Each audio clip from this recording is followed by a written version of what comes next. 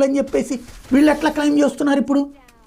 ఆ రోజుల్లో ఎవడో అప్పుడున్నటువంటి ఖలీఫానో లేకపోతే ఇంకొకళ్ళు భూముల్ని మా వాళ్ళకి ఇచ్చారు అని చెప్పి ఏ విధంగా ప్రొజెక్ట్ చేసుకొస్తున్నారు అంటే ఇక్కడ అన్యాయం జరుగుతున్నది ఎవరికి? హిందువులకి. చివరికి ఈ 1991 నాటి చట్టం చేసేదే వీళ్ళు, సేమ్ టైం హిందువులకి మాత్రం అన్యాయం. ఇక్కడ దేశంలో ఉన్న హిందూ ముస్లింల మధ్య గొడవ పెట్టాలని ఎవ్వడూ అనుకోవట్లేదు. కానీ ప్రముఖమైనటువంటి పుణ్యక్షేత్రాలు ఏవైతే హిందూ ఆలయాల మీదది కూల్చింది నిజమా కాదు? ఓకే, అన్ని మసీదులు సర్వేలు కూడా చేయొద్దు. ప్రధానమైన 4 ఇప్పటికన్నా ఒప్పుకుంటారా? లేదు. దేశవ్యాప్తంగా చరిత్రని వాస్తవం రాయి, ఏ ఆలయాల్ని కూల్చి అక్కడ మసీదు కట్టారు, ఇది ప్రజలకు తెలియజెప్పండి.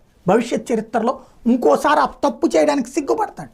ఇప్పుడు అదేమంటున్నారు? వీరత్వం అంటున్నారు. మా రాజు వచ్చి గెలిచి తీసుకున్నాడు, దాంట్లో తప్పేంటి అంటున్నారు. అది కదా ఇక్కడ సమస్య వస్తుంది, అది కదా ఆలోచించాల్సిన అంశం.